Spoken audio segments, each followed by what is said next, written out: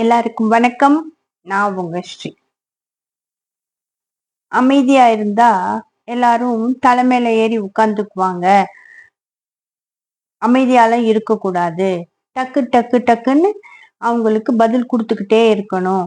அப்பதான் அடங்குவாங்க. வாய் பேசாம இருந்தா அவ்வளவுதான் அப்படிலாம் சொல்லுவாங்க. கேள்விப்பட்டிருக்கீங்களா? அமைதியா இருக்கிறதோட சக்தி தெரியாதவங்களோட கருத்து தான் இதெல்லாம்.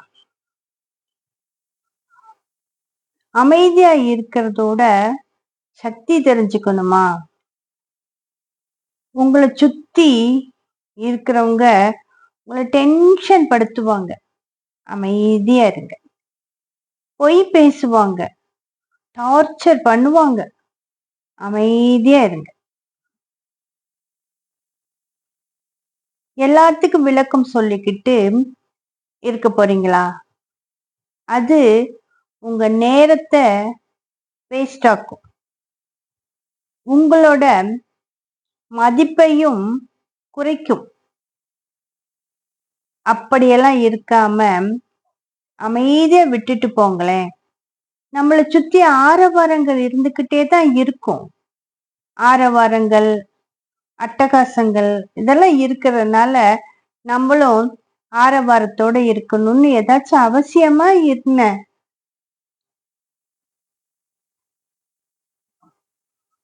ஒருத்தருக்கு உங்களை பத்தி ஒரு மதிப்பு பண்ணி வச்சிருப்பாங்க, மதிப்பீடு பண்ணி வச்சிருப்பாங்க.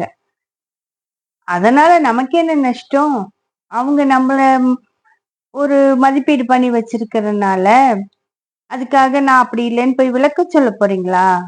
Waste of time. என்ன பண்ணணும்? அந்த இடத்துல அமைதியா இருக்கணும். அவங்க போட்ட மதிப்பீடுனால உங்க மதிப்பீடு குறையவா போகுது?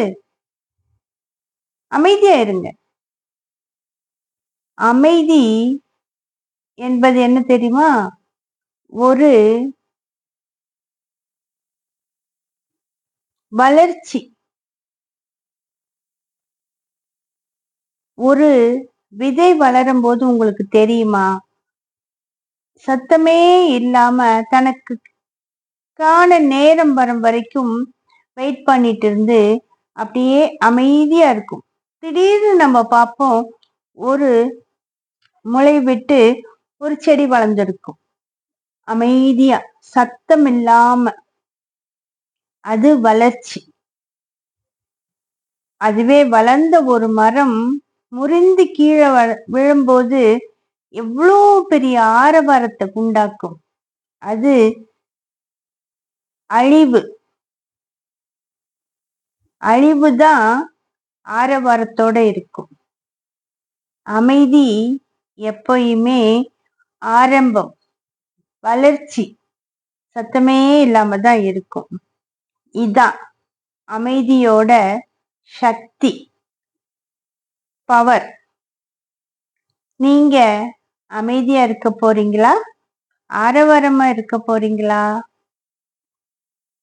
இத கமெண்ட்ல சொல்லுங்க. இந்த கருத்து உங்களுக்கு பிடிச்சிருந்தா ப்ளீஸ் இந்த சேனலை சப்ஸ்கிரைப் பண்ணி எனக்கு சப்போர்ட் பண்ணுங்க.